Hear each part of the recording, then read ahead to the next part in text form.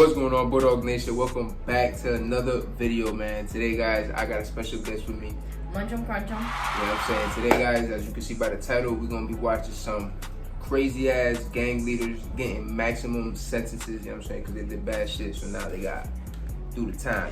If you can't do the time, don't do the crime. But you guys already know the vibes. Spark your blunts, you know what I'm saying? Today, we smoking some mocha chip or some biscotti, I don't know.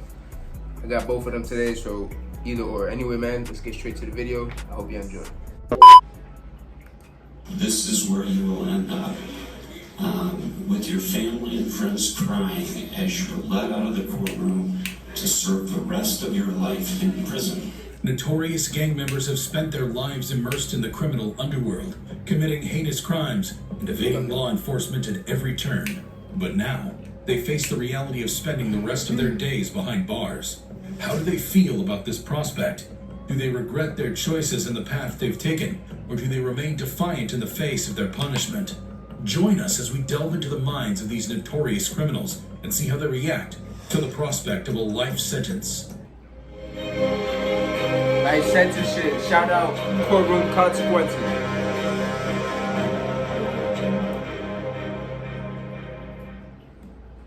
Today, I'm gonna be brutally honest.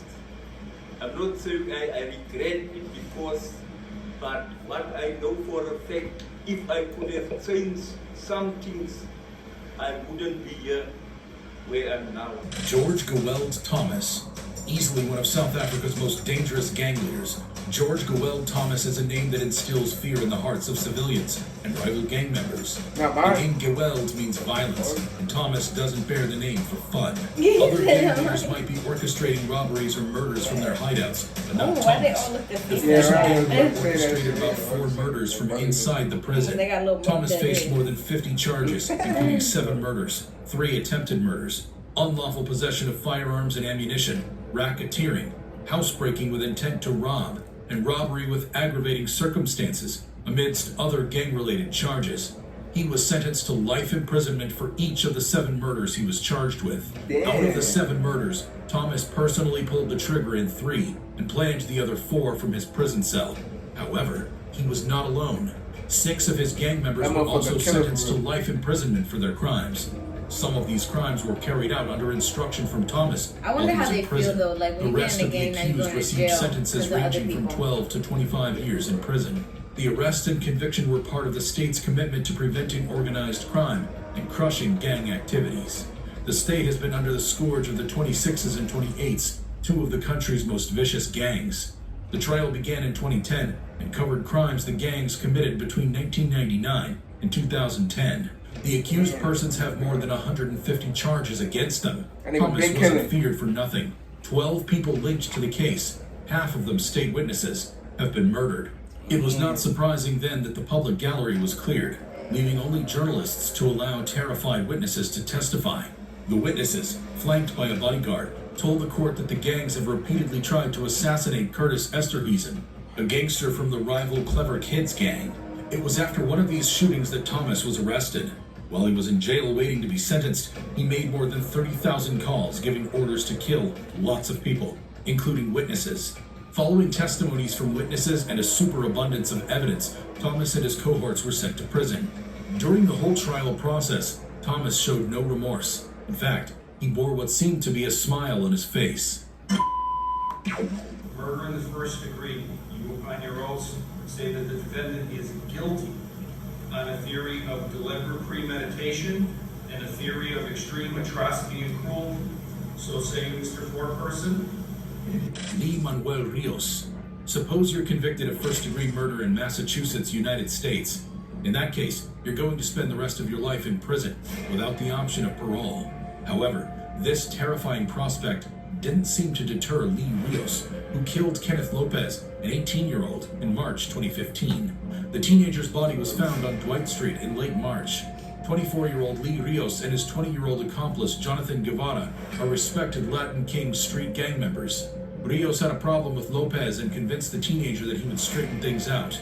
The court heard that Lopez and Rios shared a cab to the area where Lopez was killed. Assistant District Attorney Max Bennett informed the court that Rios fired 5 shots, but only 4 hit Lopez. 2 were in the head. Rios then collected Lopez's handgun from him. Rios was arrested when the police raided his apartment after obtaining a search warrant and murder warrant for him. While searching the apartment, the police discovered 2 loaded guns, one of which belonged to Lopez. The police also discovered a digital scale, over 10 grams of cocaine, marijuana packed for sale, and packing materials.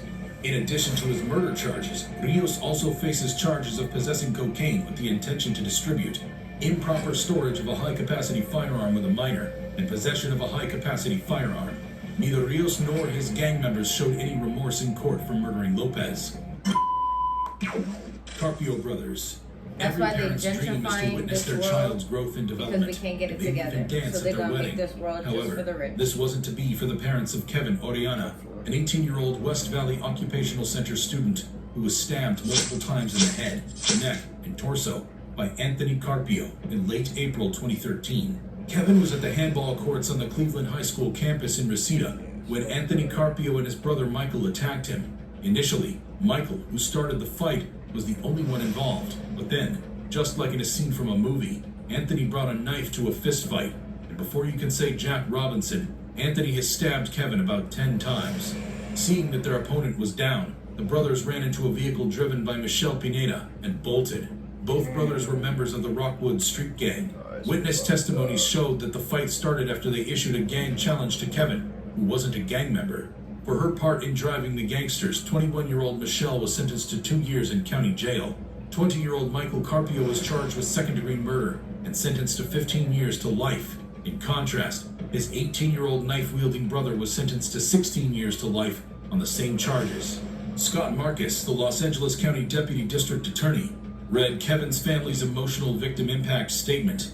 As a parent, we plan to dance at their wedding, celebrate a promotion, look forward to possible grandchildren. The last thought we would ever have is that we will have to plan their funeral.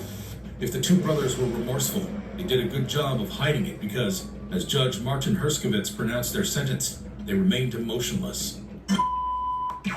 This is where you will end I up. wanted to be a judge, and if I was a With judge, your family like, and friends crying as you're let out of the y'all in courtroom there for like, to serve the rest of your life in prison. no parole. Abel Gallegos. When 28-year-old Simone Duran identified Alonso Quintana in a police lineup as a suspect during an investigation for attempted murder, little did she know that she was signing her death warrant.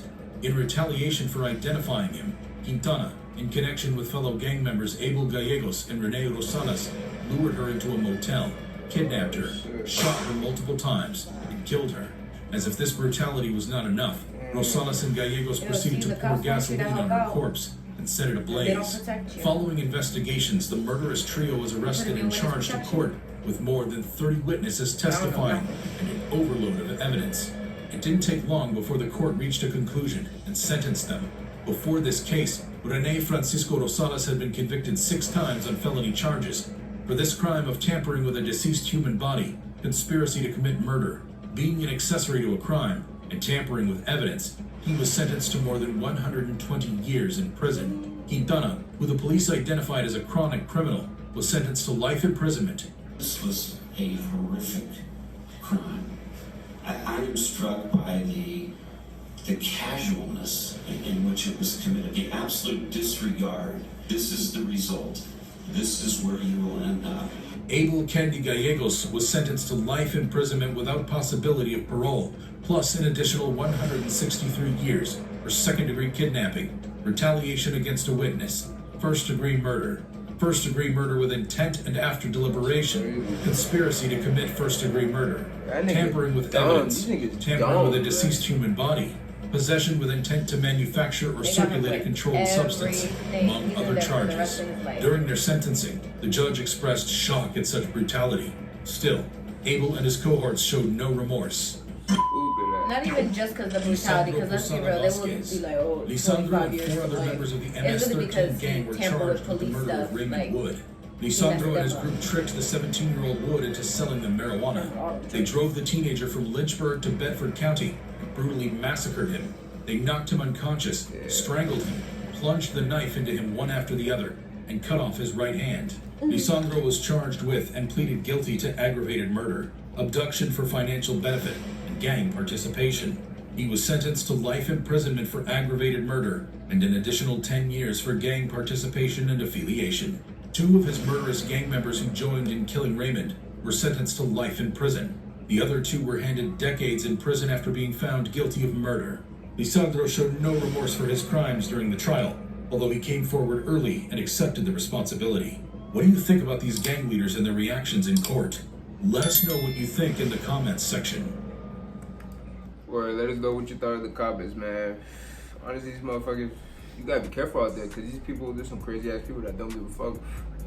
If you're a kid, adult, old person, lady, little baby, nothing, man. So keep your guard up, man. But you got anything? Oh, be careful. Yeah, be careful. But if you guys did enjoy, do not forget to leave a like, drop a comment down below, you know what I'm saying? Subscribe to the channel so you guys can get notified when I upload. Feel me? So I'll see you in the next video. We out. Cut.